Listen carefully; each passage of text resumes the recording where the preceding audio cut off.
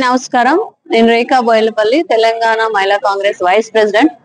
ఈ రోజు Jubilee hills ఉప ఎన్నికల ఎమ్మెల్యే అభ్యర్థి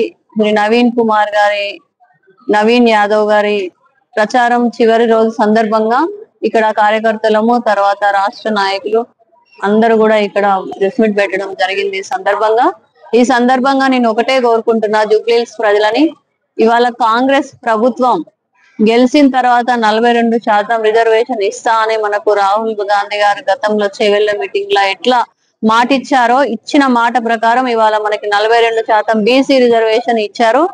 అట్లాగే జూబ్లీ హిల్స్ కి ఒక బీసీ ముద్దు బిడ్డకి ఇవాళ జూబ్లీ హిల్స్ టికెట్ ఇస్తే ఈ పెత్తందారులు, ఈ వెల్మ దొరలు ఒక రౌడీ షీటర్ అని మన బీసీ బిడ్డని బదనాం చేస్తున్నారు.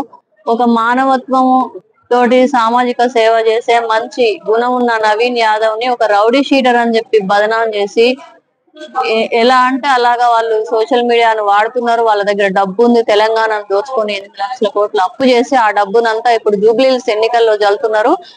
జూబ్లీ హిల్స్ ప్రజలకు గమనించాలి, నవీన్ యాదవ్ మీ గల్లీలో పుట్టి పెరిగిన బిడ్డ, మీ కష్ట సుఖాలు తెలిసిన అతను, ఇక్కడ సమస్యలు తెలిసిన అతను, ఏ పదవి లేకున్నా ఇప్పటి వరకు ఎన్నో సామాజిక సేవా కార్యక్రమాలు చేసి మీ అందరికి సేవ చేస్తున్నాడు. కాబట్టి నవీన్ యాదవ్ సామాజిక సేవని గుర్తించి మీరు అతనికి ఓటు వేయవలసిందిగా కోరుతున్నాను.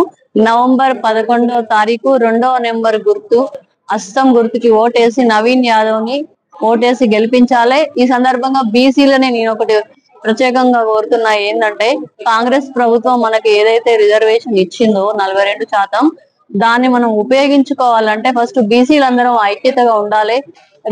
గౌడ వేరు, యాదవ్ వేరే, పద్మశాల వేరే, ముద్రాజ వేరే అని మీరు అనుకోవద్దు. ఎందుకంటే బీసీలో ఎవరికి వచ్చినా కూడా మన ఇంటి బిడ్డ అనుకొని చేస్తే బాగుంటది. లేదంటే మనం కొట్టుకుంటా ఉంటే ఇతర కులాల వాళ్ళు అడ్వాంటేజ్ తీసుకొని మన కాంగ్రెస్ ప్రభుత్వం ఈ 42% ఏదైతే మన బీసీల ఆత్మగౌరవానికి ఇచ్చిందో అది వృధా అవుతుంది. కాబట్టి దయచేసి బీసీ ఓటర్లు కూడా ఇది గుర్తు పెట్టుకొని నవీన్ యాదవ్ కి మద్దతు ఇవ్వాలని చెప్పి కోరుతున్నాను. Thank you.